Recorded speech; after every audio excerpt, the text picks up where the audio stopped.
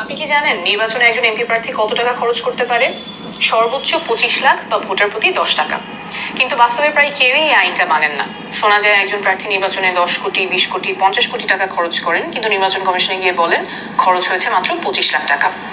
অর্থাৎ প্রায় সকলেরই সংসদে যাওয়ার যাত্রাটা শুরু হয় আইন ভাঙা এবং মিথ্যা বলার মাধ্যমে। এই অসততা ও মিথ্যার রাজনীতি আমি করব না। এনসিপি থেকে আমি ঢাকা 9 আসনে মনোনয়নপ্রাপ্ত হয়েছি এবং আমি প্রতিজ্ঞা করছি আইনে অনুমোদিত টাকার বাইরে একটা টাকাও আমি খরচ করব না। অনেকেই বলেন যে এত অল্প বাজেটে নির্বাচন করা সম্ভব না, আমি বেশি আইডিয়ালিস্টিক, এভাবে নির্বাচন হয় না। কিন্তু নতুন বাংলাদেশ করতে আমাদের এইটাই করতে হবে, এটা করা ছাড়া কোনো বিকল্প নাই। কারণ নির্বাচনের খরচ যখন 10 কোটি 20 কোটি টাকা পার হয়ে যায়, তখন নির্বাচিত হওয়ার পরে সেই টাকাটা তুলতে চাঁদাবাজি, টেন্ডারবাজি প্রায় বাধ্যতামূলক হয়ে যায়।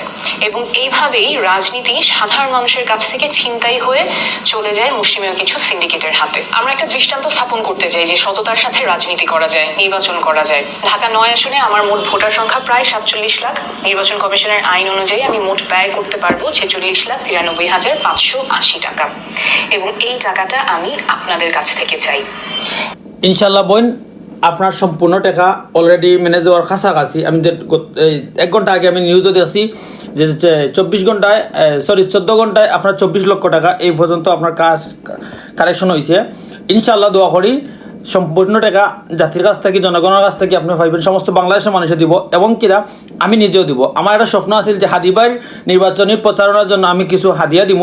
এটারে মনে করেন যে উপহারও হয় না, টাকাও হওয়া যায় না, আমি হাদিয়া দিতাম চাইছিলাম। তো ইনশাল্লাহ আমি আপনার অ্যাকাউন্টে দিয়া ফাটাইমো ইনশাল্লাহ, আজকে কিছুক্ষণের ভিতরে আমি দিব। আর আপনারা যদি দিতে চান তাহলে মনে করেন যে স্ক্রিনশট আছে, স্ক্রিনশটের অ্যাকাউন্ট নাম্বার দিতে পারেন, বিকাশও দিতে পারেন, রকেটও দিতে পারেন, নগদও দিতে পারেন। তো সবাই বইনটা লাগি দোয়া করবা। আগামী বাংলাদেশও এরকম নেত্রী চাই, এরকম মানুষ চাই, এরকম যোগ্য মানুষ চাই।